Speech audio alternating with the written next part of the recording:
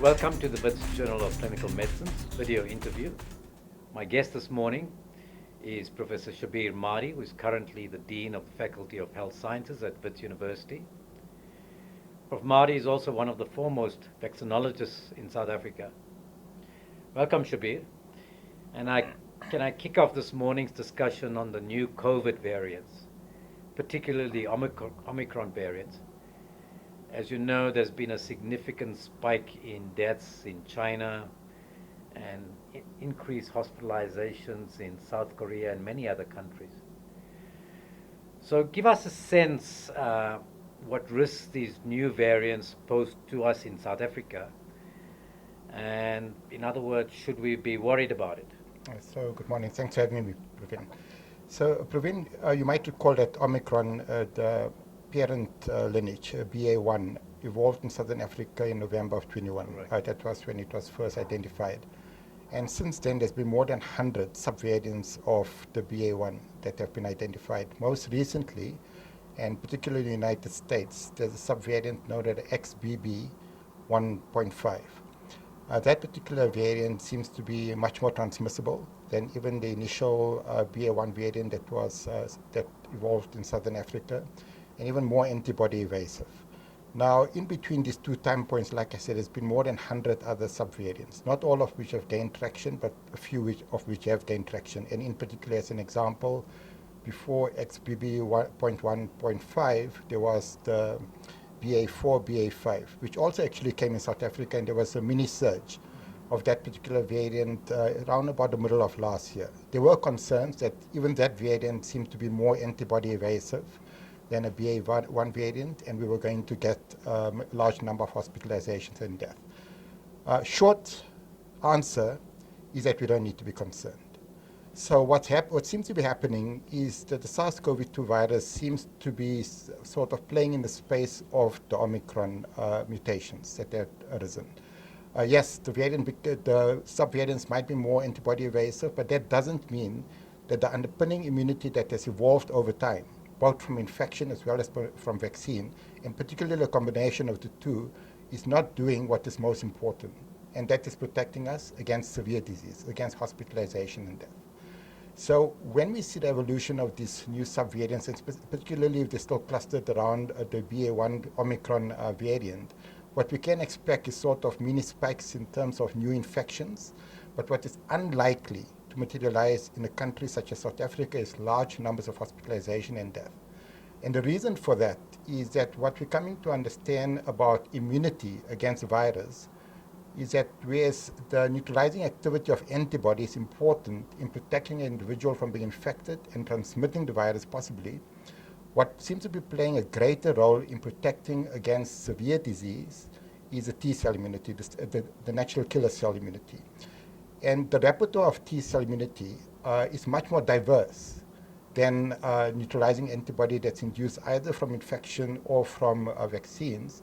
And it doesn't just target the spike protein, it doesn't just target specific parts of the spike protein, the RBDs, but is multi-epitopic to the spike protein as well as to the N protein. Now, the T-cell immunity seems to be holding strong. It seems to be less affected by all of these mutations. In fact, close on to 75 to 80% of vaccine-induced T-cell immunity is conserved despite the multiple mutations that have arisen in Omicron in the subvariants. With natural infection, where you got T-cell immunity not just to the spike protein, but also to the N protein, a much broader repertoire of T-cell responses, and that underlying T-cell responses is protecting us against severe disease. On the flip side, you've got a place such as China, which you mentioned, which has a massive surge of cases, a massive number of hospitalization, massive numbers of death, close on to 600,000, the most recent estimates. Not the reported numbers, but what people are estimating. The epidemiology in China is very different from the epidemiology in a place such as South Africa, in that China did pursue a zero-COVID policy.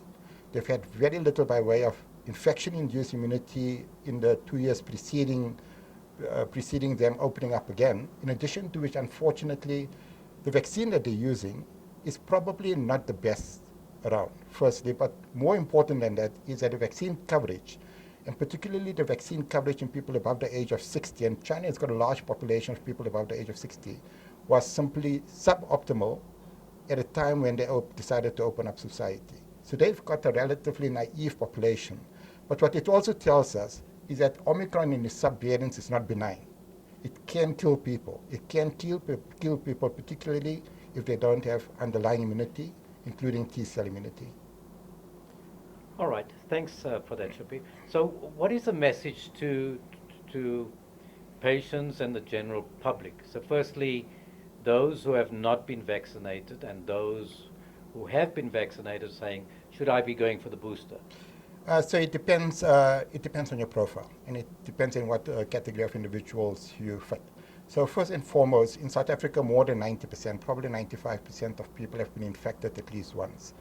All indications are that infection-induced immunity in the general population works really well in protecting people against hospitalization and death. It might be tenuous when it comes to protecting people against reinfection, but even vaccines on its own is tenuous in terms of protecting people from being reinfected.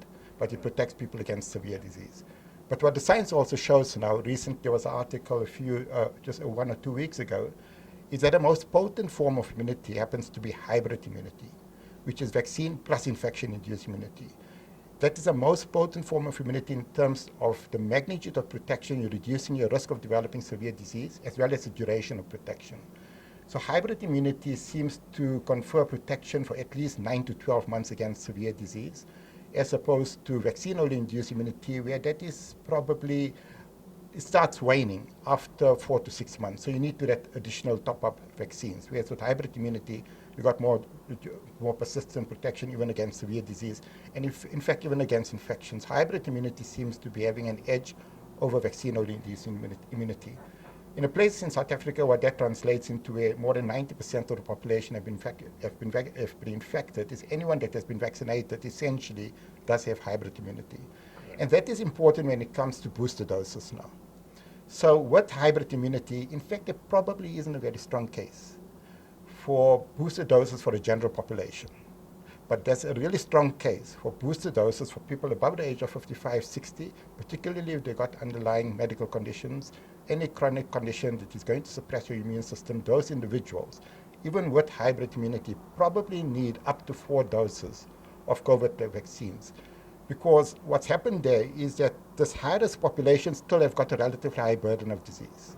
So even if you're topping up the protection from 50% to 75%, there's still huge material gain in terms of absolute number of people that are going to be prevented from being hospitalized and dying. Now, if you take someone under age group under the age of 45 as an example, a completely healthy age group, people without underlying medical conditions, if they've got underlying medical conditions, they fall into the other category. But the general healthy population under the age of 50, in fact, with hybrid immunity, the burden of disease has diminished to such an extent that it's probably not worthwhile from a public health perspective to put a huge amount of effort to get them an additional booster dose of vaccine. I'm not saying that there wouldn't be some benefit for them to be receiving an additional dose of vaccine, but that benefit is nominal in that they're not that at high risk of developing severe disease any longer. The current generation of vaccines are transient when it comes to the duration of protection against infection. And if you're going to get a boost, the best time to get a boost is probably about 2 or 3 weeks before the start of the next resurgence. So it's useless getting a boost now, wanting to protect you against yourself against infection, but the next resurgence is only going to come in 6 months from now, because by that time your antibody would have waned and you're not going to derive much benefit. So logistically, it becomes much more of a challenge. If we go with a booster dose, we need for the virus to start settling into some sort of predictable seasonality, such as influenza. So for influenza, we want people to be vaccinated come March, April, May. We want people to be vaccinated because we usually predict the virus is going to start circulating around about May to June. So there's a timing of vaccine, because with influenza, the antibody still also wanes.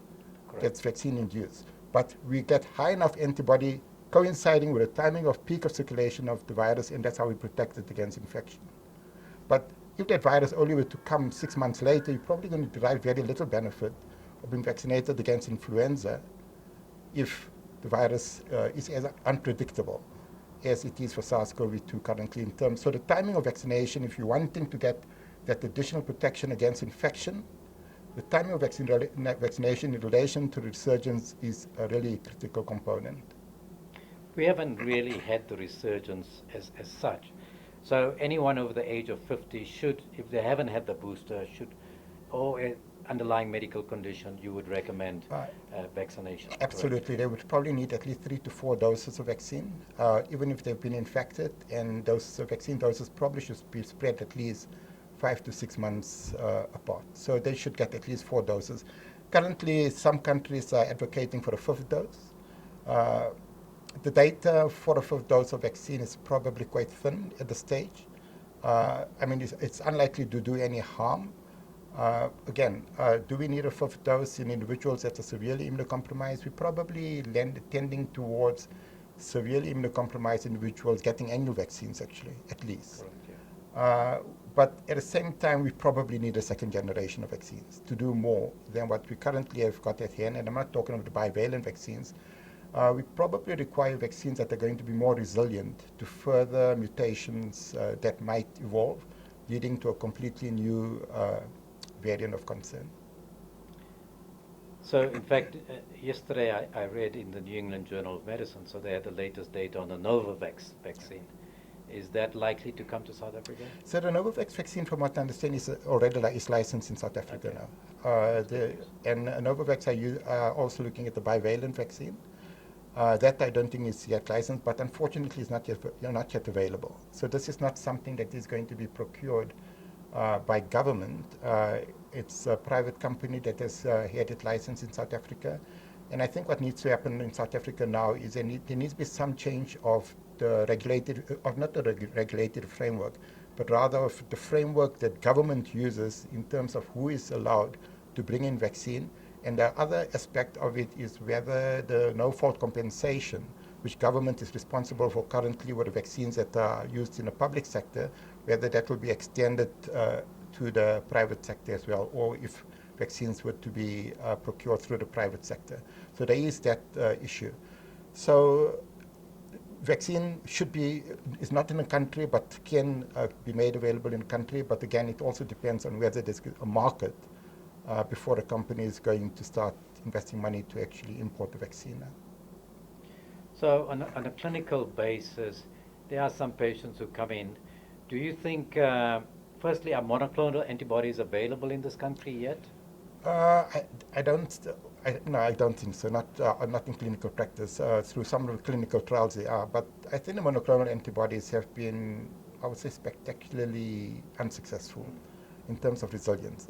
Each time there's a new variant that is resistant, these monoclonal antibodies, because they're very, very targeted to a specific component of the virus, they simply haven't been able to hold their ground in terms of mutations that have arisen. Also, obviously, the antivirals, Paxlovid, probably shows more promise, at least in preventing progression of infection to severe disease. And again, that is especially important in high-risk individuals that do still have substantial residual risk of developing a severe disease, even if vaccinated, and even with hybrid immunity. So I think there's probably a greater need for antivirals than monoclonals, and I think the return on antivirals, if used early enough, probably will supersede what type of return we could get with the use of monoclonals. Okay, so your general feel is the antivirals hold much better promise than the monoclonal antibodies. Especially Paxlovid. I think it really seems to have held its ground, independent of variants, obviously. As far as I'm aware, that's still also not available in South Africa. Unfortunately not, which is really disappointing. I think there is some generic formulations that should be coming on the market soon, and hopefully they're allowed to actually bring it to South Africa. So it is disappointing that an antiviral that's been around for, I think, almost a year now, has still not really hit the shelves of South Africa.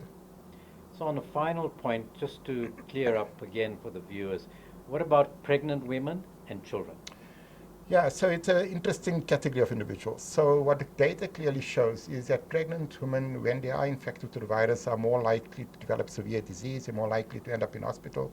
In fact, they're more likely to die than women of the reproductive age group that are not pregnant. In addition to which, our own studies showed that a substantial amount of transmission takes place from the mother onward to the baby. And when you look at children, The age group at highest risk of being hospitalized for COVID-19, not incidental infections, in fact, is a less than 6 months age group, and particularly the first month of life. And part of that infections might be occurring from the mother to the baby as well. So what the data clearly shows is that vaccination reduces the risk of pregnant women developing more severe disease, ending up in hospital, and in fact, it actually protects the babies as well. So before Omicron, children that were born to women that were vaccinated were 80% less likely to develop COVID-19, 80%, which is really a huge benefit. With Omicron, it's probably diminished a little because the protection in the child is not anything about T-cell immunity. The only thing they get from the mother is the antibody, and it's that antibody that's protecting them against the infection. So with Omicron, we expect there to be a slight decrease, but again, there still would be a net benefit to the infant as well as to the mother. So when we protect pregnant women, the other aspect of it is that vaccination of pregnant women has also been shown to reduce the risk of adverse fetal outcomes, including stillbirth and preterm labor. So when you're vaccinating pregnant women, it's almost a 3-in-1. Okay. You're protecting the mother, you're protecting the pregnancy, and you're protecting the newborn. So very little, and safety is simply not an issue. The data is fairly convincing that the vaccine is safe in pregnant women as it is in the general population. So a strong case to be made to vaccinate pregnant women. Now, when should they be vaccinated? So women that are pregnant, even if they're less than 45, they probably should be vaccinated in the second trimester of the pregnancy, because that antibody is going to wane over time. So if they were to fall pregnant 2 years or 1 year, even 6 months after they've been vaccinated, there's very little antibody present. If you're wanting to protect the baby, the fetus, the newborn, you need the mother to actually boost that antibody. So there's more antibody transferring over to the fetus, which the newborn requires.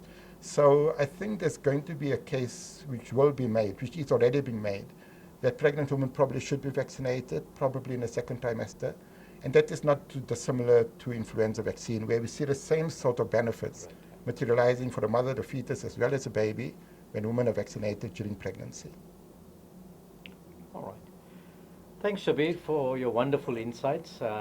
And we've certainly hoped the viewers follow your advice, and most people, at least at risk, get vaccinated appropriately. Absolutely. Thank you very much.